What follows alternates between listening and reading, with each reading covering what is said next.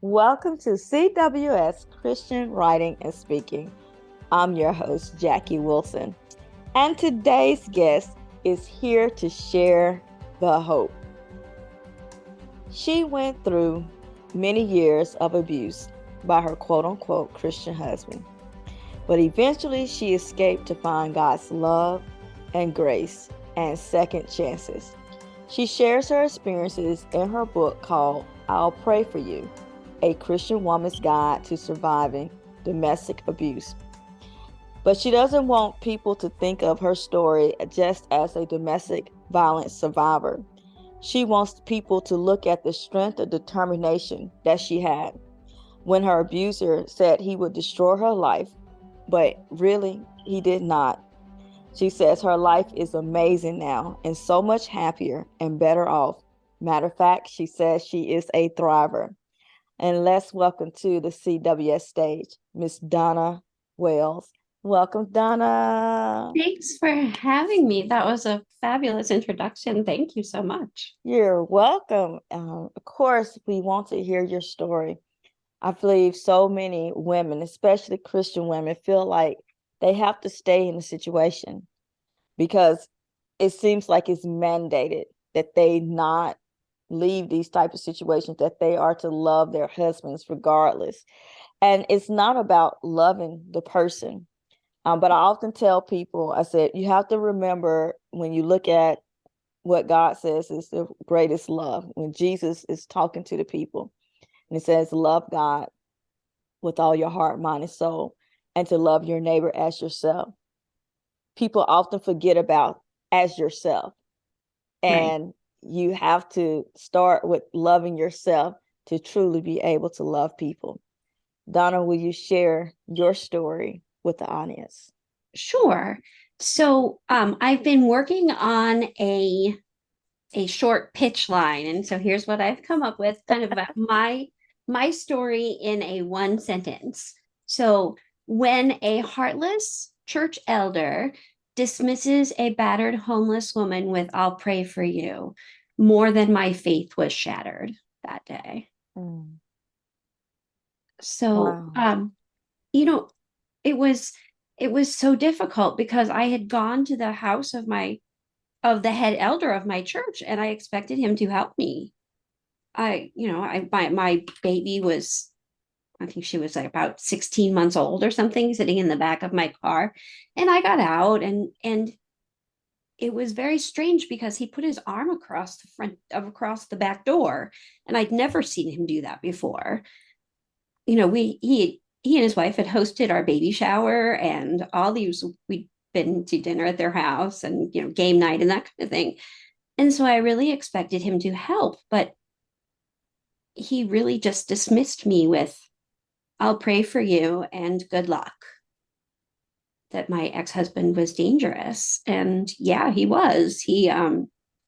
So the day that the final assault happened, I had been speaking at a military wives conference, actually, because he was in the Navy.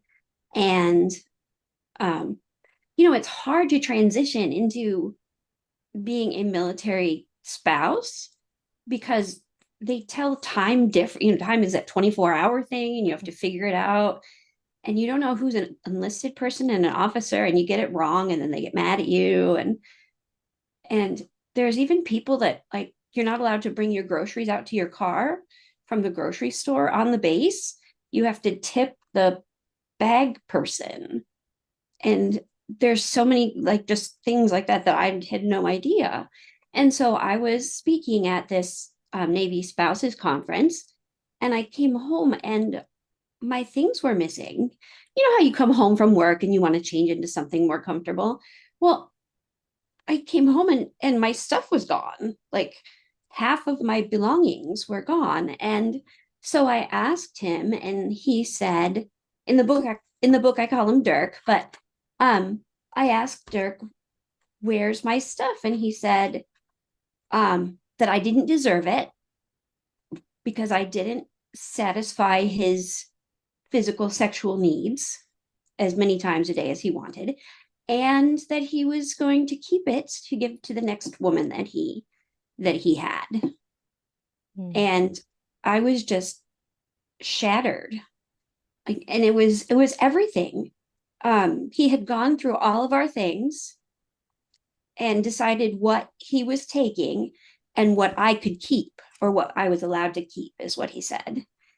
And um, I started to I started to cry because I didn't expect any of that. You don't expect someone that you love to be so heartless and unfeeling. Um, my aunt had written me a letter about how proud she was of me.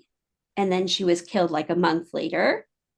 And he basically said, I'm going to take this and I'm going to keep it. You don't need it. And that was like one of the precious things. That was a really precious item to me. And he said, You have two calculators. He opened my desk drawer. You have two calculators. Which one do you want? So I picked the one that I had been given as a teacher appreciation gift. And he threw it against the wall and it smashed into, a million pieces. And he said, I recommend you take the other one. That one's broken.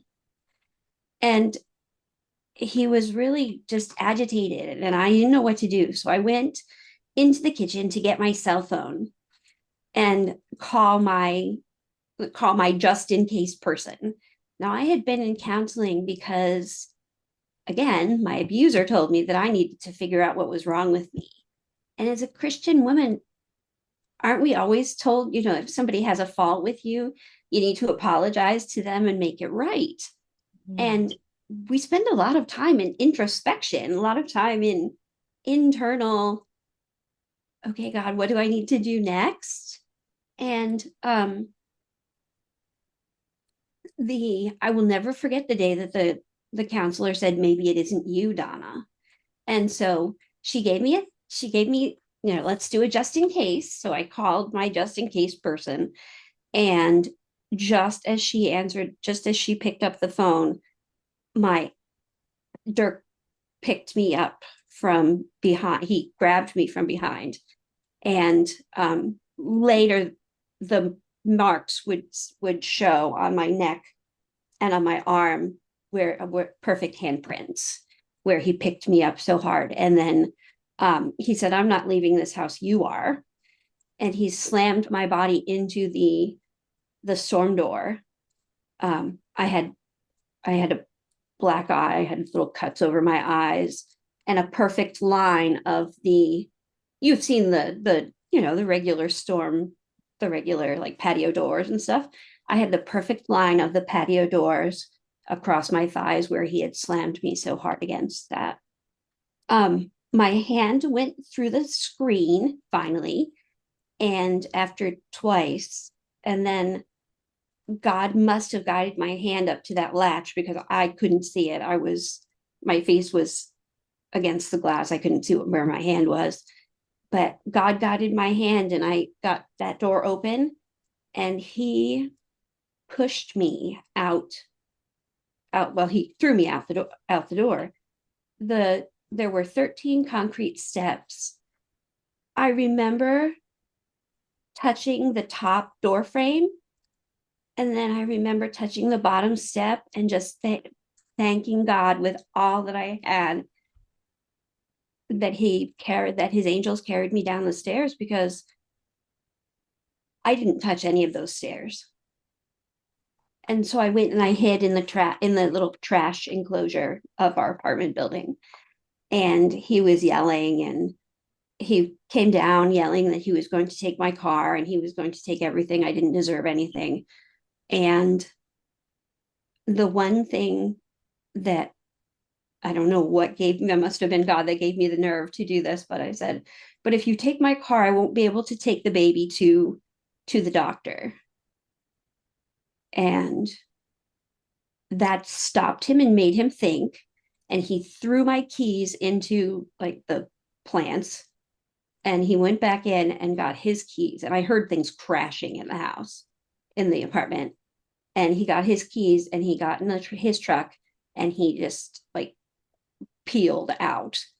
Um, and this whole time, I was holding my phone up to my ear, and I could hear my friend Robin talking with me on one phone, and then talking to the other, talking to the military police officers on the other line, saying that I'm hearing somebody get hurt, I'm hearing a woman, domestic violence, and she's telling me they're going to be there shortly, they're going to be there shortly. Mm.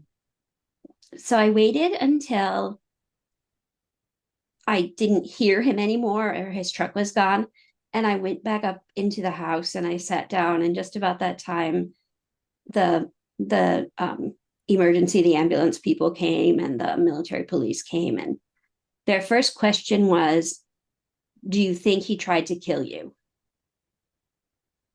And I thought, man,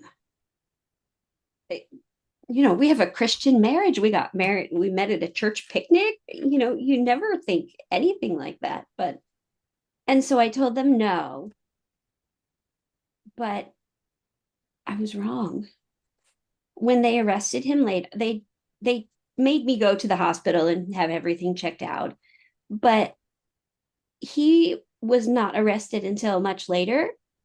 Um, and the detectives told me that he actually went to the bank to make a withdrawal from our savings account. Then he went to a restaurant and got himself some dinner, like a sit down restaurant, not like McDonald's or anything. And then he went to a movie because he had really had a tough day. And then he told them that if he found me, he would finish the job. Mm. And they believed him. And so here I am at back to the church elder's house, looking for a place to hide because my husband is abusive, and he's looking for me, and he's the detectives and the military police believed him when they said he would try to kill me. And it was a really tough place to be because I had I had been on church mission teams, and I had done all kinds of things for the church and for God.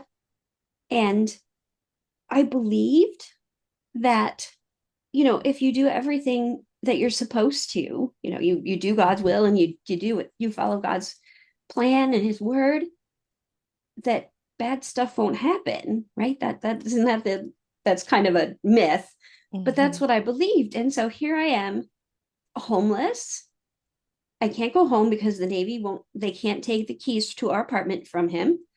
Um, I couldn't go in to feed my cats. I was not allowed in the apartment by myself at all. And all I had was the contents of my daughter's diaper bag and my car. And I needed help. And he was just, I'm sorry, he's dangerous and I'll pray for you, but, thoughts and prayers.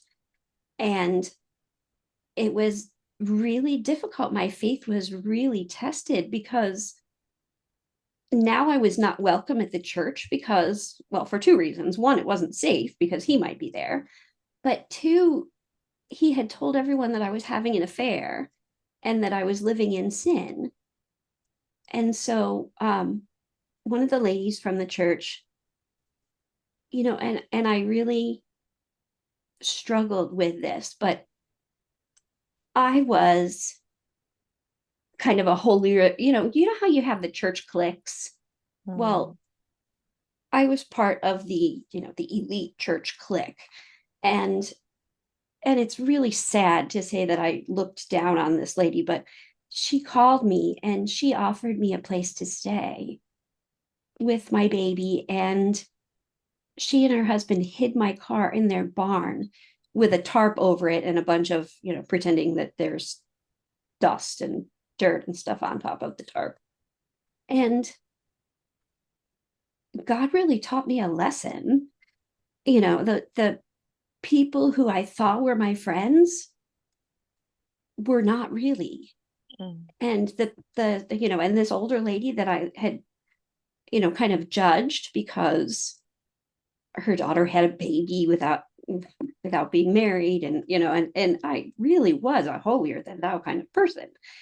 And they were the ones that took us in, not the holier than thou church clique that I was in, but the people who were just living for Jesus, just quietly doing what they were supposed to. And so she came to me one day as I was staying with her, and I was sitting on the couch and I was reading a book that my counselor had given me because they paired me with a domestic violence victim advocate to Mm-hmm. kind of understand what was going on. And she came in, she brought me this cup of tea, and she said, I'd really like to know a little bit about your story and what you went through so that I can pray with you and so that I can help you. And that was so new and novel. I was just I was amazed. And she hugged me, and so we sat there with our tea, and um I told her a little bit about what I had gone through, and she started to cry. And I had never had anyone cry for me before. Like, she was crying because of what happened to me. And I thought, wow, I must really be damaged, or I must really be, that must have been something horrible that happened to me, right? It didn't, because it was so, I just kind of dissociated from it. And that was the first time that I really felt God's love and his grace. And she just sat there and cried and held my hand, and we prayed, and it was just such a wonderful time. um, that that um, that I was convicted because I had felt, because I had judged her so poorly, but then for her to show me so much grace and mercy. Mm-hmm. And her husband actually was the one who drove my daughter and I to the airport to be able to leave Washington State and to be safe and rebuild our lives. So it was just incredible. But fast forward, now my daughter is in college. She's 18 and she's an art student at a college. And I am remarried. It took us about 4 years. The man I'm married to now is phenomenal. It took us about 4 years to get married because I wanted to be sure that I did this right, and I wanted to heal and work on myself and my relationship with God. And we have an amazing life, and he's a great dad to my daughter. She she doesn't call him dad, but he's he's just everything to her. And um I teach at a sort of an inner city school. I teach technology, and I have I keep food and water in my fridge in my classroom just for kids who come in and they didn't make breakfast, and they may not have, it's not lunchtime yet. But my experience has made me so much less judgmental and more kind and authentic. I have kids that, just come up and say, I'm hungry. Do you have those protein bars in your Mm-hmm. fridge? And I'll say, yeah. What happened? Oh, my mom couldn't work last week or something. And then, so uh, God really puts us in the place that we need to be. And because my husband and I are so blessed, um, we are able to we're able to share that with some of the kids that I teach. And then, the conference, and I got to be at um, Hartford Book Fair book. And so it has been really amazing to be able to not just share my story, but see how it can impact other people. And it has been amazing. Yeah, it's so much meat to your story. One of the things I want you to share is that there were signs there before and you missed them. Can you share like some of the signs that now that you know what you should have been looking for and that people should be looking for? Absolutely.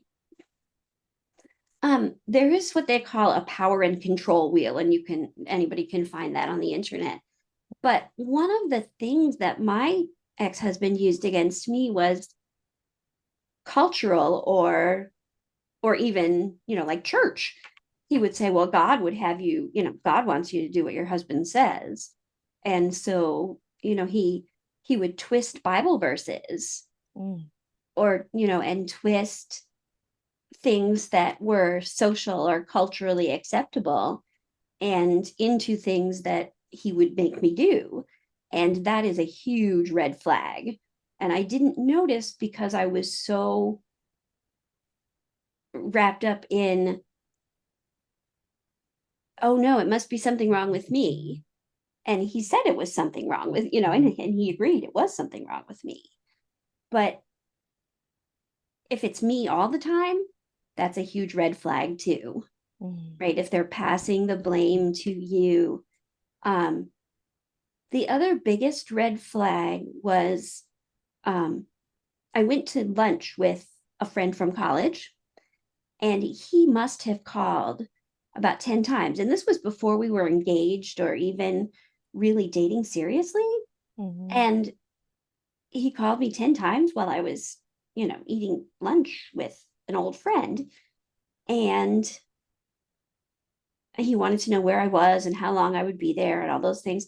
That's another huge red flag, that controlling thing. I dismissed that as, oh, how nice. He just wants to, he just wants to know where I am. And it was annoying that he called so many times, but it's nice that he wants to know where I am and what I'm doing and he cares about where I am. No, that was a huge red flag that I missed. That was not a he cares. That was a he's a controlling person and I needed to run away, but I missed that red flag too.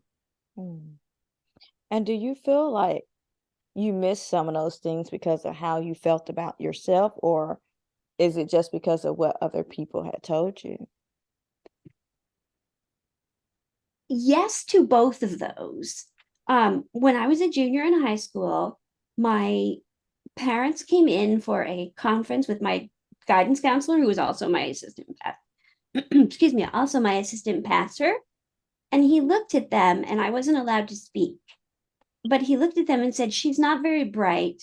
She'll make a really good housewife or secretary. Wow. And so that really bothered me, right? But I was raised in a very um, patriarchal society kind of thing, church. And so the men in charge were the men in charge, and the women didn't have a whole lot to say. And so I think that played a big part of it. But the other part was just that I felt so like low self esteem. Mhm. Like I didn't feel like the child of God that I am. I felt like I had to earn that love or that it would take a long time for somebody to learn to love me. Mm. But yeah, those are Well, we know that's a lie because God's love is eternal for us. Nothing can separate us from God's love. So absolutely. so that's a lie. And I do think that's why it's so important that we read the Bible for ourselves and allow the Holy Spirit to guide us in the interpretation of scripture. Because the enemy can consistently throw things, plant all these negative seeds, and eventually they build up to blossom into something, to where you are missing the red flags. And it's a shame. I'm thinking about, wow, a parent just sitting there and allowing someone to say something about their child in that way. And I know that had to hurt because they're not even defending you. That's Right. terrible. And so then you move into a marriage, and I'm thinking, of course, you would be with somebody who you're not allowed to say anything, and is something wrong with you. Just re-emphasizing those messages. Absolutely. And so I just hope that people who are listening today just don't believe the lies. If you have questions about something, even if you feel like you've done something wrong, flesh it out. Make sure you find out the why behind what is being said. I strongly encourage that. I want you to tell people about your book. Sure. My book is called I'll Pray for You, and it's a Christian woman's guide to surviving domestic abuse. But I called it that because of my incident with the church elder. Mhm. And I really hope that out of my book, people realize that God is a God of love. And, we make mistakes, we miss red flags, we get ourselves into a lot of trouble, but God gives us so many second chances. And my life is so much better now that, I'm feeling God's love and not just waiting for the next sermon with the next sin that I'm going to have to confess. And although I need to do that, God loves me so much, and that I'm his child, and he doesn't want any of his children to be hurt. And so my book shares the hope of how I learned to trust God, and that other people, and I hope that other people get that same message. Yeah, absolutely. What is next for you, Donna? Well, I'm working on a second book, and I think I've written about 3 different books at this point. But I'm, working with a counselor on some, those self-esteem issues and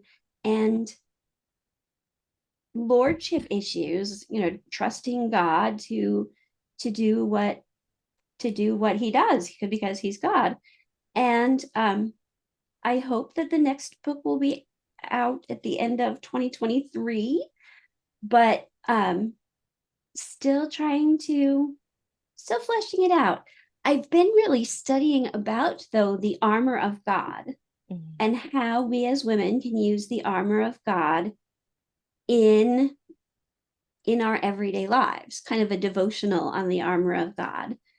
So we'll see how that one we'll see where God leads that one too. Yeah, I love it. Donna, how can people connect with you? So they can go to my website. It's authordwales.org. And then I also I'm on Facebook and Instagram as Donna Wayles. And I just draw the line at TikTok. I really just somehow I can't do it. But so there's my website, and then Facebook and Instagram. Um, you can see some of the other interviews and podcasts that I've done on YouTube, but primarily those. I just can't do the TikTok thing quite yet. I think a lot of people feel that way. So you're not by yourself. As we wrap up your interview, can you share a final word with our audience? What is the one thing you absolutely want them to know? I missed that kindness, that feeling of God sharing God's love. And so my challenge would be to do something kind for somebody. Just, it doesn't have to be big. It can just be, I like your hair, or, what a nice smile you have today. But do something kind for someone, and then challenge them to do something kind for the next person, because we really need to share God's love, and not just the generic I'll pray for you thoughts and prayers, but sharing God's love and being kind to one another. Yeah, absolutely. Thank you so much for sharing your story with us, Donna. I truly appreciate it. And I know that someone listening, they absolutely needed to hear what it is that you had to say today. CWS audience. I often say this to people I know, and I'm going to repeat it today. Love is an action verb. You have to take action when you say you love people. Just saying it and saying, I'll pray for you, it is not enough. And the Bible gives us so many examples. You can't say to somebody, be warm, and not give them a coat. How can they be warm if they don't have the resources? And so, if you see someone who needs to experience love in their life that day, whatever day it may be, that kindness, take the time to do that, as Donna said, because Absolutely. tomorrow it could be you, and you never know who God may send your way. So you need to True. start being what you need people to be to you. Thank you so much for listening to today's episode. And until next time, beautiful people, God bless.